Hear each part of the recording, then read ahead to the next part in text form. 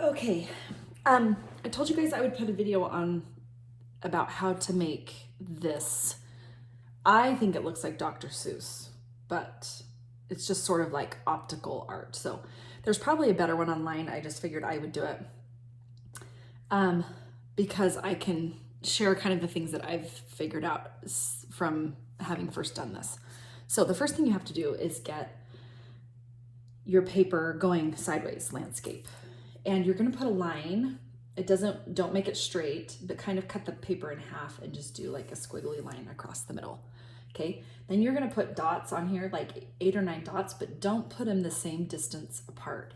Put some closer together and then some further apart. Okay, now you're gonna choose 2 of the dots, and that's where you're gonna start doing your bubbles. But you have to remember to go from dot to dot, and don't, every single time you make a line, you are gonna start on a dot and you're gonna come back to the same dot. Okay, so you can start to make your lines go any direction you want. Like if you want it to go that way. But the important thing is that you're tracing the same line down to the dot that you started, the dot that you're ending on. If you want it to go and come back this way, you could always bring them back around. It's totally up to you how you make your bumps, but you're going to make them until they go off the page. So this one, you can even make it like it's gone off the page. When you come down this line and you trace back to your dot, what that is doing is it's making kind of like a shade line. And if you'll notice on here, it's kind of dark in between this row of, I don't even know what to call it, bumps, and this row. And the way that happens is you've shaded, these were my 2 dots right here. And so I kept coming back to this spot. So that's why that shading kind of happens. So it's kind of important to have that because it helps to separate the lines as you get going. Okay, now I can just choose 2 more dots to work with. I don't even have to go right in the same area. I could do this one now, and I can make this one kind of bigger. And maybe this one wants to come this way. Okay, when you meet up with another line, you never cross them. So they just barely touch, but then they don't cross each other.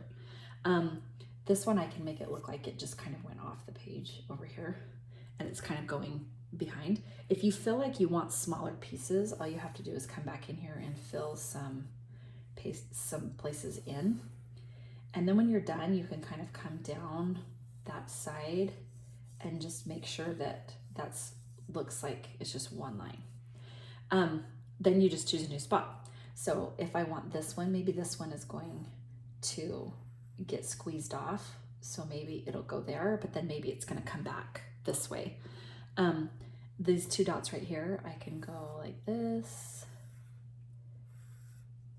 and this one, maybe this one goes sideways.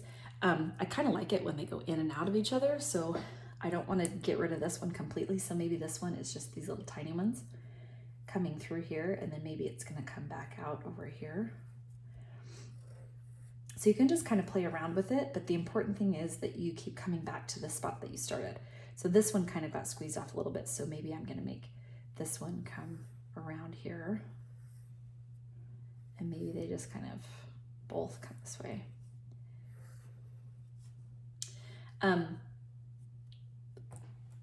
Once you get going on it, you'll kind of get used to it and go, okay, now I get it, and you'll kind of be able to see which direction you want your lines to go.